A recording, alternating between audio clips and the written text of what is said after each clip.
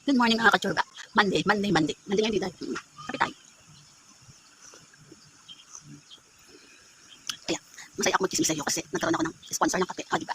Wala naman life is life, kape ay kape. Nagkaroon life ko dito, kape. Kailangan ko lang may kape para ako chismis sa iyo para magandang usapan natin. Yun, pati ka lang ako.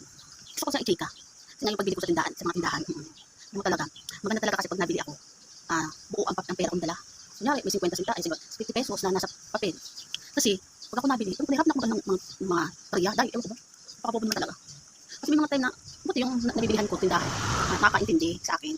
Pag nabili ako, hindi ko maintindihan, ano po, yun, ipapasak sa kanya yung pera, kaya yung bariya man, bibilangin niya yun nasa ano, kasi nahirap na ako umintindi dahil, ano ko, pakaemot naman, wala nung na-stroke ba ako, yung ano yung utak ko, ang hirap man yung umintindi, ewan ko ba.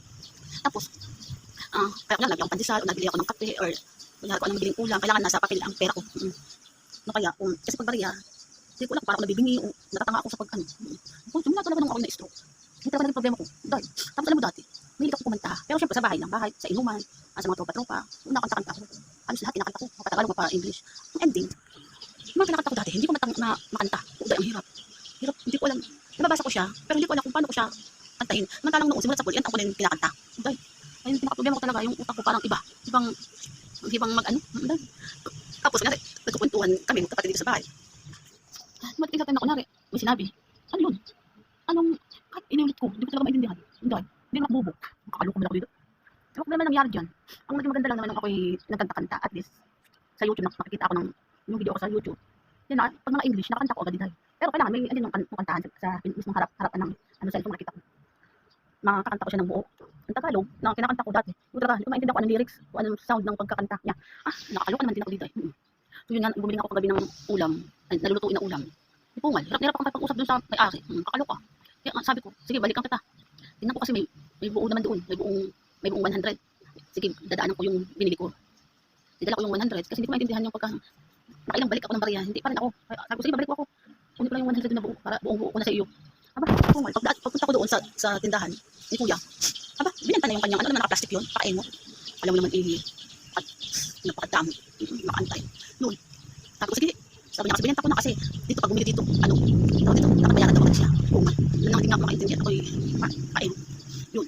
Tapos sige, sa inyo na ho yan. Ang ending, ang bili kong ulam, hotdog. Mas mabilis ako maintindihan. Tsaka, maalam ko na agad yung magkano yung anong bariya.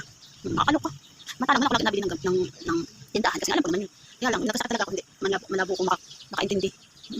Dati nga pangalan ko, hindi ko alam dahil paano, anong pangalan doon kung ano. Hirap talaga. Yun, okay naman talaga ako. Hindi ko pa masyado ma-clear. Yung pag mga bariya-bariya. Kaya pag nabili ako, kailangan buo. 20 pesos akong papel. Yan, at least alam ko, may isusukli sa akin. Sinihirap ako magbili ng bariya-bariya. Okay, minsan, nung dati, yung after naging okay ako sa sakit ko, nag-try ko mag-jeep pag nabili akong gamot. Pati pag nabili akong gamot, buo ang binibigay ko kay may mag-isusukli man. Kasi ibabalik sa akin. Matalang sa jeep dati dahil sa jeep. Minsan magbibigay ako. Di po nga, yung sukli, hindi nabibigay.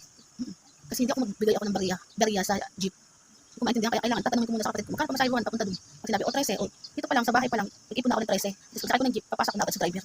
Kasi dati, hindi ko na pag wala akong kasama. Yun, kunyari, 120, di po nga, hindi nabalik. Pag 50, hindi rin nabalik dati. 2 beses lang nabalik sa akin, kaya sa awa naman ng Diyos. Sa ngayon, may ginaintindihan ko na sa jeep. Hindi din ako kasi yung mga pinapakasan nila kung magkano na bariya. Kaya ako, talo na ako ng bariya. Kaya nabalik ako kahapon, pagbili ko ng ulam. Diba sa Sunday kahapon, kaya wala talagang mga tinda. Sasampot lang ang bukas na may mga konting tinda na inuubos na lang kasi Sunday nga kahapon. Kaya sabi ko, mapakasan na. Hirap sa'yo makaano. Yun ang tindahan na yung nabilihan ko ng gulay kahapon kasi ng gamot ng ulam kasi siya lang ang bukas at siya lang ang may tinda na konti. Yun, napachika lang ako sa'yo. Budget talaga ako pag-bili dito. Kaya kung bumili ako kaya ng kape, yung talaga, yung pinansin para sa buhay, imam sana siya. Budget lang talaga ako dito. Yun lang, napachika lang ako sa'yo. Kaya parang ngayon tayo maganda ang nandilim. Kaya, yun, sana maging maganda naman ang good vibes natin. Okay? Kaya di na ako basta nakipag-usap. Okay, buwisit lang ako. Kung kahit sa mga kapatid ko na nakipag-usap ako, minsan hirapan ako umintindi. Yun, talaga ang life. Tapos magiging okay din ako yan. Kasi para bang tipong parang lagawang bagong panganak. Parang bagong silang. Parang yung nagising ako sa pagkaano yung sakit ko dati ng high blood ko. Diba, nagka-problema yung ulo ko. Tapos natulog ako na ilang buwan, ilang linggo. Hanggang saan, konti-konti dati nga, pag una ko ano, hindi ko makita. Tapos yun, hindi ko sila kilala. Ayun, sa araw-araw naman, sa inyo kong gamot, kahit paano may konti-konti akong ano. Kaya ngayon, ang problema ko kasi, yun lang. Hindi ko maintindihan yung pinag-uusapan. Hindi ko alam kung maintindihan yung mga pinag-uusapan. Hindi ako ma-clear kung anong klaseng words na pag-uusap nila, hindi ko maintindihan. Pero ang ending, natuto ako maging kismosa. Kasi, dati hindi kasi ako kikismis. Ayoko kasi mga ganyang usapan. Ayoko talaga dati. Pero ngayon, ang ending, kinikismis ko na lahat.